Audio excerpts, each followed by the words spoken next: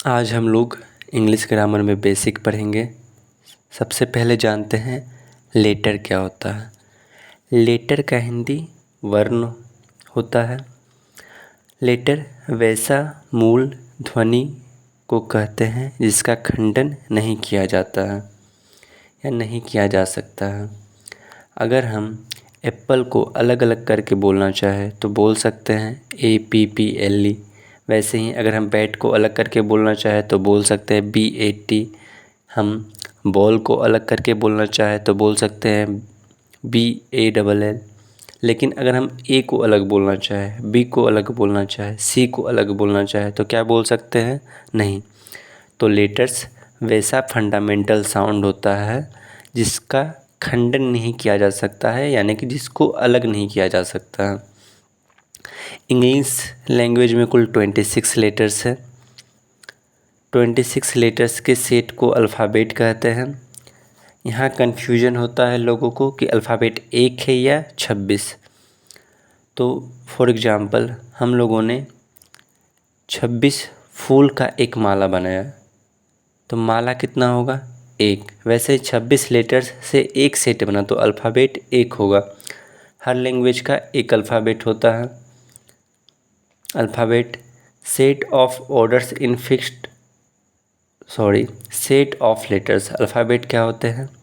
Set of letters, यानी कि letters के सेट होते हैं इन फिक्स्ड ऑर्डर, एक फिक्स्ड क्रम में, एक फिक्स्ड ऑर्डर में।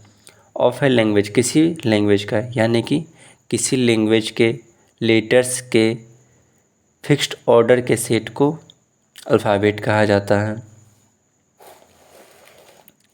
इंग्लिश अल्फ़ाबेट को दो भागों में बांटा गया है, वोवेल, कॉन्सोनेंट। वोवेल AEIOU, और इसके अलावा जो बचे वो कॉन्सोनेंट। वोवेल का हिंदी स्वर होता है, कॉन्सोनेंट का हिंदी व्यंजन होता है।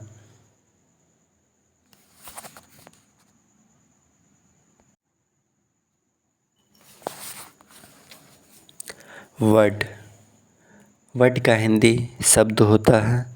लेटर्स का वैसा समूह जिसका अर्थ हो, वर्ड कहलाता है। जैसे PEN, तो ये लेटर्स का ग्रुप भी है और इसका अर्थ होता है कलम, तो ये एक वर्ड है। CLASS, क्लास, ये लेटर्स का ग्रुप भी है और इसका अर्थ होता है वर्ग, तो ये एक वर्ड है। EPN, ये लेटर्स का ग्रुप तो है लेकिन इसका अर्थ नहीं है, तो ये एक वर्ड नहीं है। CALSS, ये लेटर्स का ग्रुप तो है लेकिन इसका अर्थ नहीं है, तो ये एक वर्ड नहीं है। सेंटेंस का हिंदी होता है वाक्य। वर्ड्स का ऐसा समूह जिसका पूर्ण अर्थ हो सेंटेंस कहलाता है। राम इज ए बॉय, तो ये वर्ड्स का ग्रुप भी है और इसका पूर्ण अर्थ है, तो ये एक सेंटेंस है। श्याम बॉय ए इज, ये वर्ड्स का ग्रुप है लेकिन इसका पूर्ण अर्थ, कंप्लीट मीनिंग नहीं है। अगर हम अलग अलग करके देखना चाहे तो श्याम का मीनिंग निकल जाएगा, बॉय का निकल जाएगा, लेकिन एक कंप्लीट मीनिंग नहीं है, तो ये एक सेंटेंस नहीं है। ही हैज ए बॉल, उसके पास गेंद है, तो ये ग्रुप ऑफ वर्ड्स है और इसका कंप्लीट मीनिंग है, तो ये एक सेंटेंस है। We go to a school, हम लोग स्कूल जाते हैं, तो ये ग्रुप ऑफ वर्ड्स है और इसका कंप्लीट मीनिंग है, तो ये एक सेंटेंस है। आर वी रेडी, ये ग्रुप ऑफ वर्ड्स है और इसका कंप्लीट मीनिंग है, तो ये एक सेंटेंस है। वी रेडी आर, ये ग्रुप ऑफ वर्ड्स है लेकिन कंप्लीट सेंस नहीं है, तो ये एक सेंटेंस नहीं है।